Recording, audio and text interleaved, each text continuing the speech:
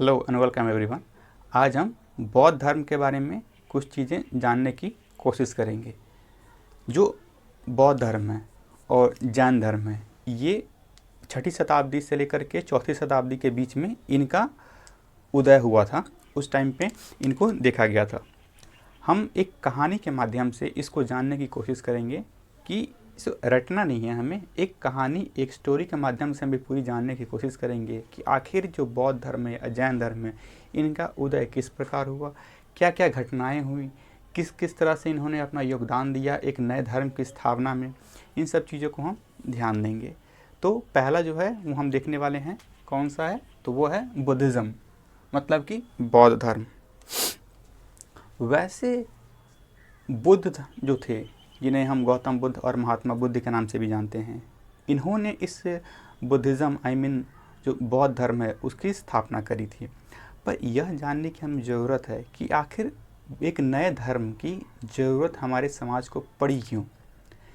हिंदू समाज के अनुसार से देखा जाए तो 4 प्रमुख वेदें हैं, जिनमें हमारा ऋग्वेद, यजुर्वेद, सामवेद और अथर्ववेद आते हैं।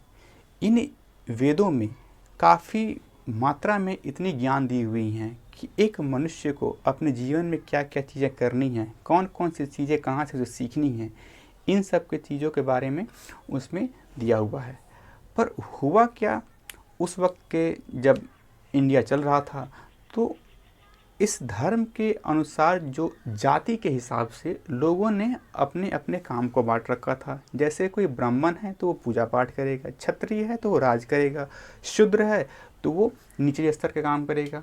पर इन सब से क्या हुआ कि जो ब्राह्मण जो जाति थी, उनकी मोनोपोली, उनकी जो एक वरीयता थी समाज में, वो काफ़ी ज़्यादा रहती थी, जिससे जो क्षत्रिय थे वो काफ़ी परेशान रहते थे। तो उसी दौरान 6ठी शताब्दी के दौरान की बात है कि एक नए धर्म की स्थापना, एक नया धर्म के तरफ इन्होंने लोगों का रुझान बढ़ा। जो आया धर्म वो उसमें बुद्धिज़्म, मतलब कि बौद्ध धर्म के नाम से उसे हम जानते हैं। तो इसकी शुरुआत हुई थी गौतम बुद्ध से। सबसे पहले जानते हैं कि आखिर गौतम बुद्ध थे कौन, उन्होंने इसकी शुरुआत कैसे करी और कैसे उन्हें ज्ञान की प्राप्ति हुई। जैसे मैंने बताया था, हम इसको एक कहानी के माध्यम से समझेंगे। जो सबसे पहले आए हमारे गौतम बुद्ध, उनका जो बचपन का नाम था, बचपन के नाम उनका था सिद्धार्थ। इनका जन्म हुआ था 563 BC में, बिफोर क्राइस्ट जिसे हम कहते हैं। इस वक्त इनका जन्म देखा हुआ था।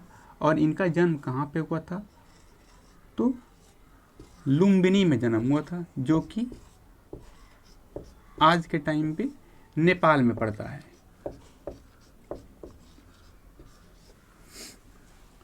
जो गौतम बुद्ध थे, इनका बचपन का नाम क्या रहा था, सिद्धार्थ रहा था। और 563 BC में इनका जन्म हुआ था लुम्बिनी में, जो कि कपिलवस्तु देश का एक एरिया है, जहाँ पे ये नेपाल में इस वक्त ये पड़ता है। इनके जो पिता थे, सिद्धार्थ जो गौतम बुद्ध थे, इनके पिता का नाम था शुद्धोधन।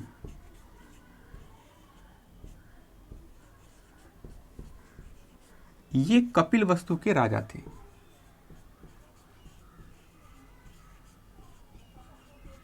कपिलवस्तु जो देश है उसके ये राजा थे, किंग थे वहाँ पे। इनकी माता जो थी, उनका नाम था महामाया।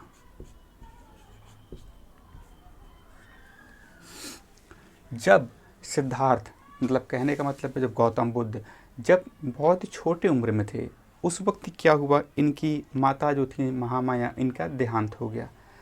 बचपन से ही जो गौतम बुद्ध थे, इनका रुझान राजनीतिक कार्यों में नहीं रहता था। ये राजपाट और जो उस पर ध्यान न देते थे। इनका ये हमेशा समाज और इससे अपने आप को एक अलग महसूस करते थे। ये एक अपनी ही दुनिया में हमेशा देखा गया था कि खोए रहते थे।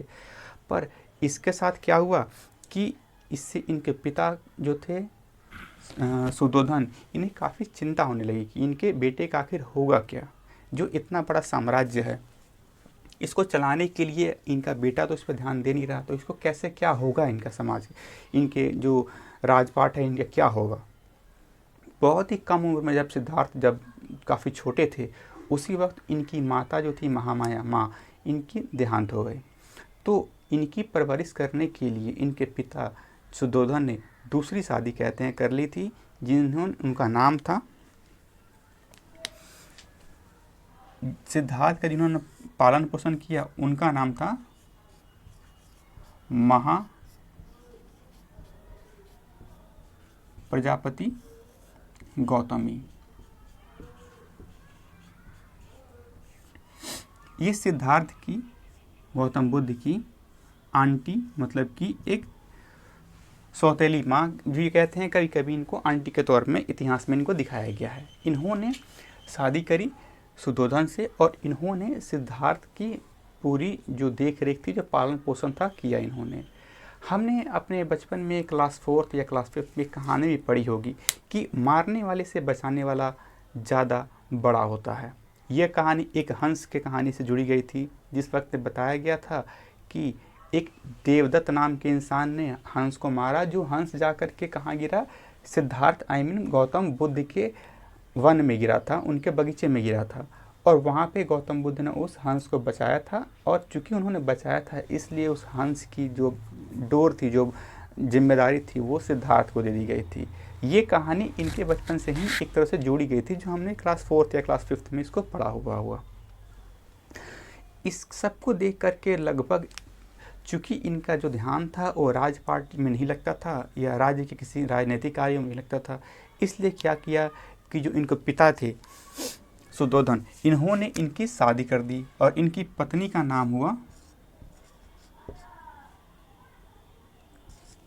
इनकी पत्नी हुई सिद्धार्थ की पत्नी, उनका नाम था यशोधरा।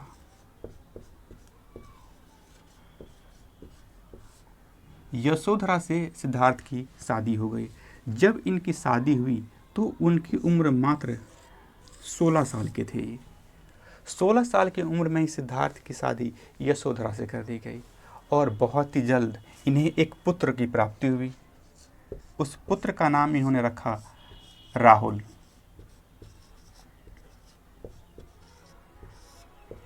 राहुल को एक और तरीके से समझा गया, ऐसे इसका कोई साक्ष्य नहीं है, पर ऐसे इतिहासकार मानते हैं कि चूँकि सिद्धार्थ का ध्यान राजनीतिक कार्यों में नहीं लगता था, बहुत कम उम्र में इनकी शादी हो जाने से जिनकी पुत्र को जब प्राप्ति हुई, तो इन्होंने एक इसको राहुल इसलिए नाम दिया क्योंकि इन्होंने ऐसे इस तरीके से समझा कि एक तो बंधन ये अपने आप ही हैं, जो इनका ध्यान किसी और कार्यों में नहीं लगता, और एक पुत्र होने से इनके ऊपर एक और बंधन की बागडोर बढ़ गई है। इसलिए उन्होंने अपना पुत्र का नाम राहुल रखा, जिसका अर्थ निकलता है एक और बंधन। इन्होंने उस वक्त कर ली, पर ऐसा कहा गया कि इनके जीवन में 4 घटनाएं हुई, 4 जो उन्होंने साक्ष्य देखे, जिनसे इनका ध्यान बदला, इनकी सोच थी वो बदल गई, और इन्होंने सच की तलाश में आगे बढ़े। उन्हें कहा गया वो 4 घटनाएं कौन कौन सी थीं जिन्होंने इनका ध्यान पूरी तरह से एक बदल दिया। पहला कहा गया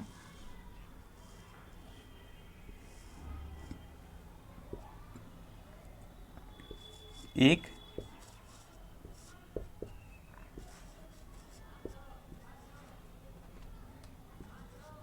वृद्ध व्यक्ति,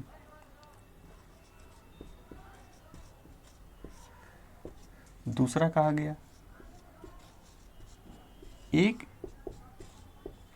बीमार व्यक्ति, तीसरा हुआ एक मृत शरीर, और फिर उन्होंने एक सन्यासी को देखा। ये 4 जो दृश्य थी, वृद्ध व्यक्ति मतलब बूढ़ा इंसान, एक बीमार इंसान को, एक मरे हुए इंसान को और एक सन्यासी को जब इन्होंने देखा तो इनकी जो सोच थी, जो कि इनको जीवन में करना क्या है, किस तरीके से इन्हें ज्ञान की प्राप्ति चाहिए, इसके प्रति बोलते हैं। ये 4 घटनाओं ने इनके जो मनोविज्ञान था उनको पूरी तरह से बदल दिया। और कारण क्या हुआ कि यह जब ये 29 मतलब 29 वर्ष के थे, ये उन्होंने क्या किया कि अपने राज्यपाट, अपना जो इनका देश था कपिलवस्तु, उसका त्याग करके और सच की तलाश में ये निकल गए।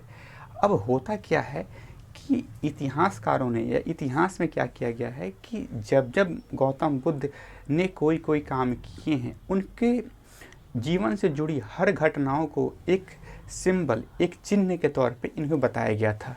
ऐसे ही बताया गया कि जब इनका जन्म जब हुआ था 563 BC में, तो इसका जो चिन्ह इन्होंने बताया वो क्या हुआ, कमल।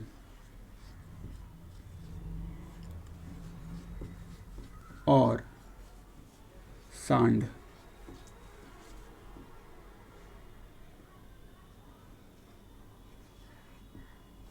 से इनको दर्शाया गया।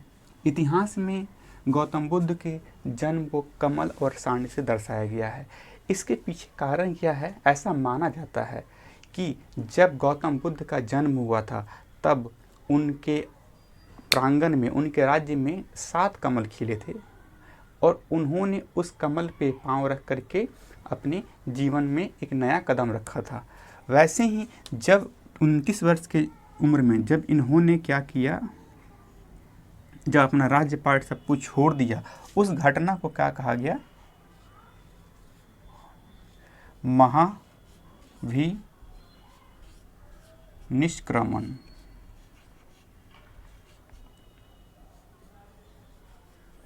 ठीक है, इस घटना को महाभिनिष्क्रमण कहा गया और इसको दर्शाया गया एक घोड़े से।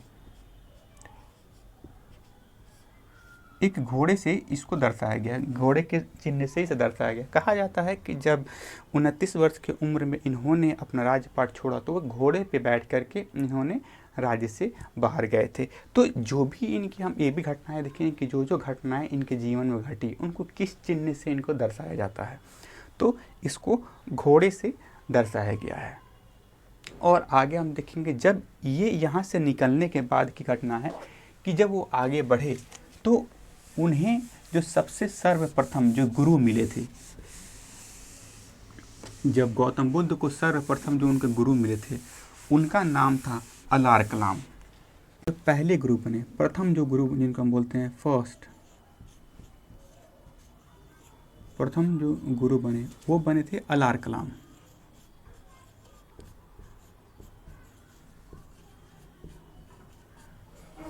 जो कि वैशाली क्षेत्र से निवास रखते थे। गौतम बुद्ध ने अलार कलाम से कुछ शिक्षाएं ली, जैसे कि इन्होंने इनसे क्या सीखा, तो इन्होंने सीखा कि मेडिटेशन कैसे करते हैं, ध्यान कैसे लगाते हैं, इसकी टेक्निक, इसकी जो शिक्षा थी इन्होंने अलार कलाम से ली। कुछ समय तक इनसे शिक्षा लेने के बाद वो अपने दूसरे गुरु से मिले, जिनको उनके दूसरे जो गुरु थे उनका नाम था उद्रक रामपुत्र। ये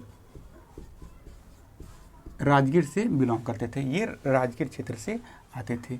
इन्होंने इनसे भी कुछ शिक्षाएं ली और काफ़ी समय तक इनके पास रहे और अपने आप में एक इन्होंने परिवर्तन लाया। फिर कुछ समय तक रहने के बाद जब उनकी आयु 35 वर्ष हो चुकी थी, 29 वर्ष की उम्र में उन्होंने गृह त्याग किया था, घर को छोड़ा था और 35 वर्ष की आयु में यह पहुंचे उरुवेला, एक जगह है जो कि बोध गया में पड़ता है। वहां पे पहुंचे निरंजना नदी के पास।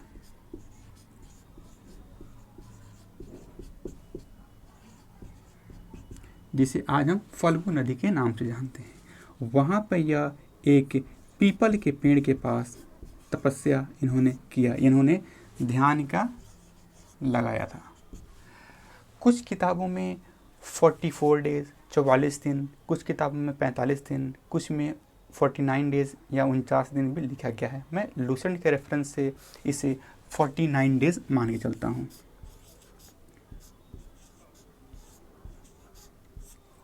अलग अलग किताबों में अलग अलग दिन देखने को मिलते हैं।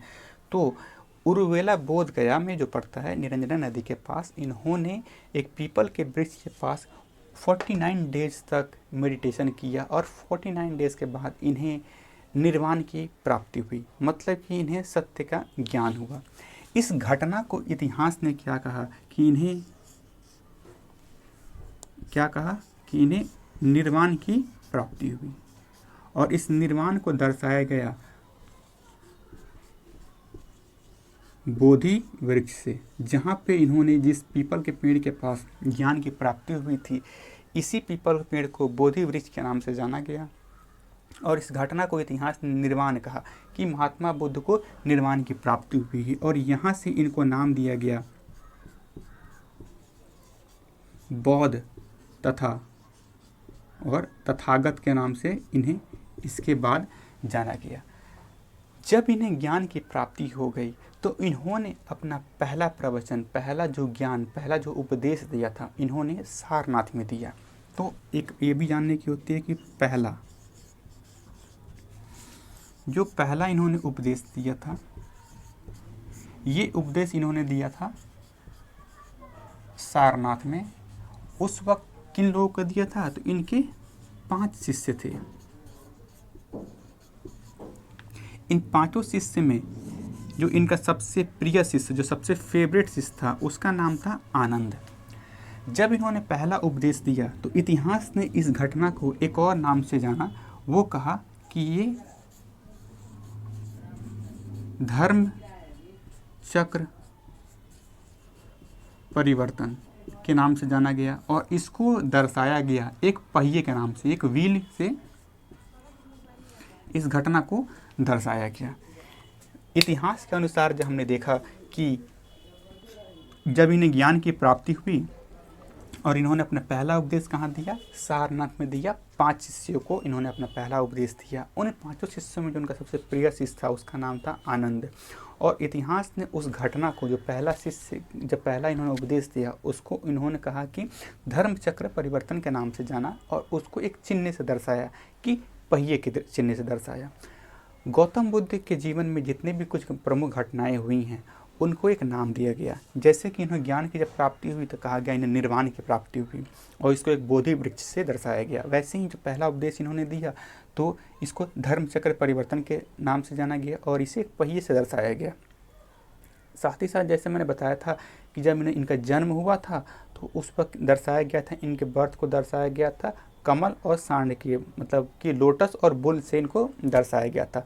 जब इन्होंने घर छोड़ा था तो महावीर निष्क्रमण से उस घटना को कहा गया, और उसे घोड़े से दर्शाया गया था।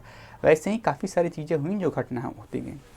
अब इस आनंद जो शिष्य है, इसके बारे में एक इतिहास में कहा गया कि आनंद इनका चूँकि काफ़ी फेवरेट शिष्य था, काफ़ी प्रिय शिष्य था, और जो गौतम बुद्ध थे, जब इन्होंने बौद्ध धर्म की स्थापना करी, जब बुद्धिज़्म की जब स्थापना करी, तो इन्होंने पुरुषों को अपना शिष्य बनाया, औरतों को शिष्य नहीं बनाया था। इनका यह मानना था कि जब औरतें बौद्ध धर्म में आएंगी तो उसका पतन समय से काफ़ी पहले हो जाएगा।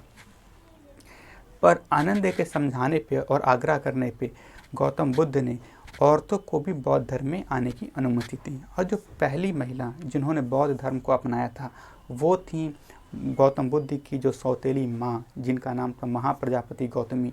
वो फर्स्ट फीमेल, पहली महिला थी जिन्होंने बौद्ध धर्म को अपनाया था। साथ ही साथ वैशाली प्रदेश में एक नृत्यिका, एक डांसर भी हुआ करते थे जिसका नाम था अमरपाली। उन्होंने भी बौद्ध धर्म को अपनाया था। इन सब घटनाओं को तो हमने यहाँ तक तो देखा, पर अब पहला उपदेश, सबसे ज़्यादा जो गौतम बुद्ध ने जो उपदेश दिया है,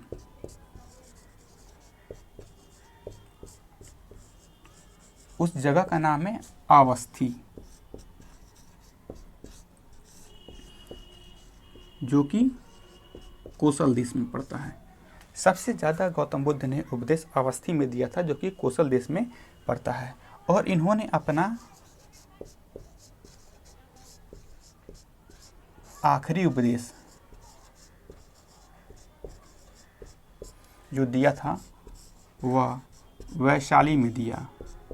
और किसे दिया था ये कभी कभी पूछा जाता था। जो उनके शिष्य थे सुभद्र,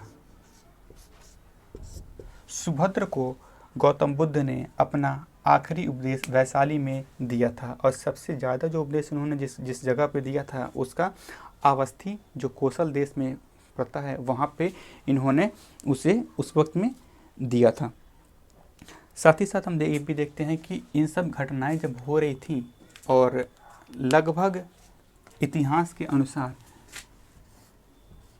483 BC में इनकी मृत्यु हो जाती है। गौतम बुद्ध की मृत्यु जब उनकी उम्र जो उनकी आयु थी वो 80 वर्ष थी और इनकी मृत्यु होती है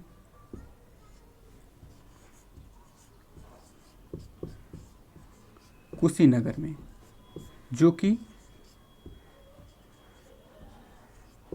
मल्लों का देश था।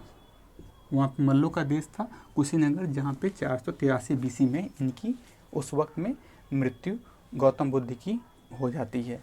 इनकी मृत्यु होने से क्या था कि जब इनकी मृत्यु हुई उस वक्त बिहार में जो थे हर्यंक वंश, जो उस वक्त उनका राजा था अजातशत्रु, उसका शासन चल रहा था। हम अपने अगले लेक्चर में देखेंगे कि आखिर अजातशत्रु या उनके बाद कौन कौन सी बौद्ध सभाएं हुई हैं, उनमें किस तरह से बौद्ध धर्म को विभाजित कर दिया था।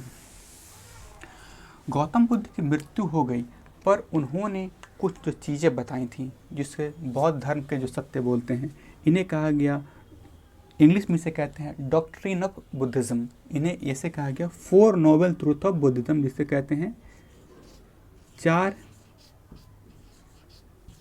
आर्य सत्य। इन्होंने पहला कहा, गौतम बुद्ध ने 4 आर्य सत्य बताया। पहला कहा दुख, फिर इन्होंने कहा दुख समुदाय, फिर कहा दुख निरोध,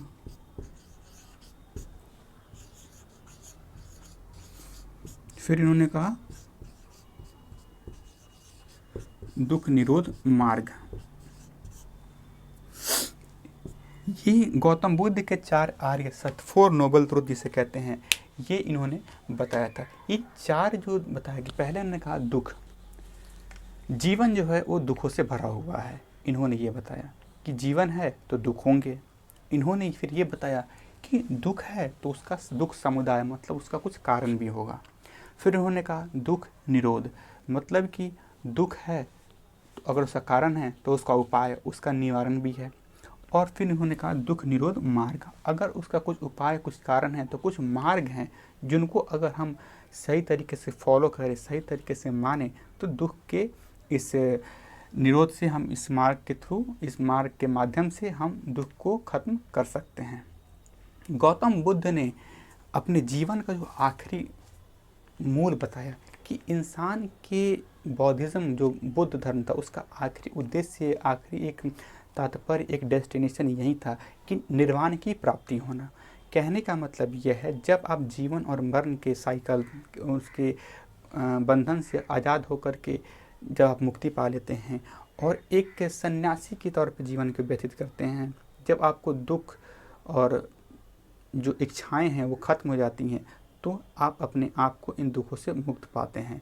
उन्होंने ये भी कहा कि जो दुख है उस दुख का कारण क्या है, डिज़ायर, जो इच्छा है इंसान के अंदर। हमेशा जैसे हम बोलते हैं कि इच्छाएं कभी अंत नहीं होती, एक चीज़ें पाने के बाद इंसान के अंदर कुछ दूसरी चीज़ें पाने की इच्छा उत्पन्न हो जाती है। वैसे ही गौतम बुद्ध ने बताया कि इच्छा, जो डिज़ायर है, वो सारी दुखों का कारण है। इस दुखों को दूर करने के लिए जो गौतम बुद्ध ने क्या बताया कि 4 दुख के जो चौथा जो उन्होंने बताया कि दुख के मार्ग हैं। इस मार्ग को इन्होंने कहा अष्टांगिक मार्ग। अष्टांगिक मार्ग के नाम से इसे इतिहास में जाना गया कि वो कौन से अष्टांगिक 8 मार्ग कौन कौन से हैं जिसके तहत, जिसके इस्तेमाल करके हम दुखों से दूर हो सकते हैं। उनमें पहला है right observation, right determination, right speech,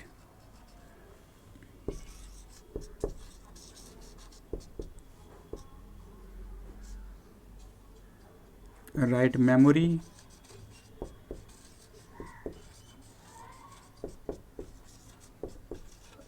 right exercise,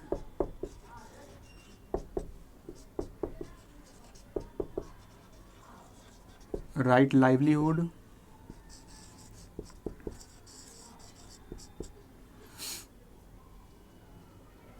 कितने हो गए? 1 2 3 4 5 6 हो गए हमारे। राइट लाइवलीहुड हो गया हमारा। राइट मेडिटेशन,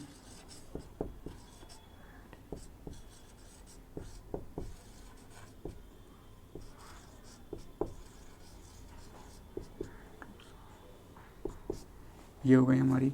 और जो 8वां हमारा जो आता है वो है हमारा राइट एक्शन। इसको हिंदी में समझते हैं। राइट ऑब्जर्वेशन का मतलब है सही परख, सही डिटर्मिनेशन का मतलब है सही, एक डिटर्मिनेशन, एक दृढ़ता।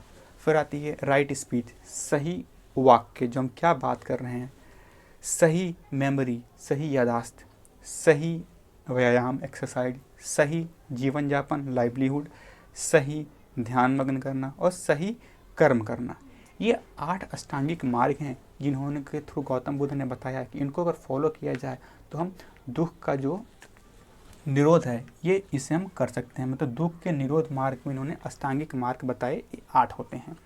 साथ ही साथ इन्होंने एक और चीज़ बताया, वो बताया इन्होंने मध्य मार्ग। कहते हैं जो इंसान इन सारी चीज़ों को फॉलो नहीं कर पाता, जो नहीं कर पा रहा, उनके लिए एक मध्य का मार्ग उन्होंने बताया। यह कहा कि इंसान अगर अपने जो लग्जरियस लाइफ होती है, जो हाई फाइजेशन लाइफ कहते हैं, जो अपनी अगर उन एक लग्जरी लाइफ को त्याग कर दे, मतलब कहने का ये मतलब है कि अगर इंसान अपने सुख सुविधाओं का त्याग करके एक सन्यासी की तरह अगर अपना जीवन यापन करे तो उसे दुखों से मुक्ति मिल सकती है। ये कुछ फैक्ट जो थे इन्होंने गौतम बुद्ध ने अपने इस दौरान बताए थे। ये काफ़ी चीज़ें जो हैं ये हमें जानने वाली होती हैं। ये सारी चीज़ें तो हमने देखा। साथ ही साथ गौतम बुद्ध को कुछ और नामों से भी जानते हैं, जैसे उनका बचपन का नाम था सिद्धार्थ था, उनके कुल के नाम के हिसाब से उन्हें गौतम के नाम से जानते हैं। उन्हें जब ज्ञान की प्राप्ति हुई, निर्वाण की प्राप्ति हुई, तो उन्हें क्या जानते हैं हम, उन्हें उस घटना को हम उनके उस वजह से जानते हैं, हम उन्हें बौद्ध के नाम से जानते हैं और तथागत के नाम से जानते हैं। फिर एडविन आर्नोल्ड ने एक अपनी पुस्तक लिखी थी जिनमें उन्होंने उनको लाइट ऑफ एशिया बताया था, जिसमें इन्हें कहा गया क्या कि वो एशिया के प्रकाश पुंज के नाम पे उन्हें जाना गया था। तो कुछ नाम हैं गौतम बुद्ध को जिन्हें ये जाना गया था। साथ ही साथ मैं इसमें एक ऐड करना रह गया कि जब इनकी मृत्यु हुई थी 483 BC में, तब उस घटना को कहा गया कि महात्मा बुद्ध को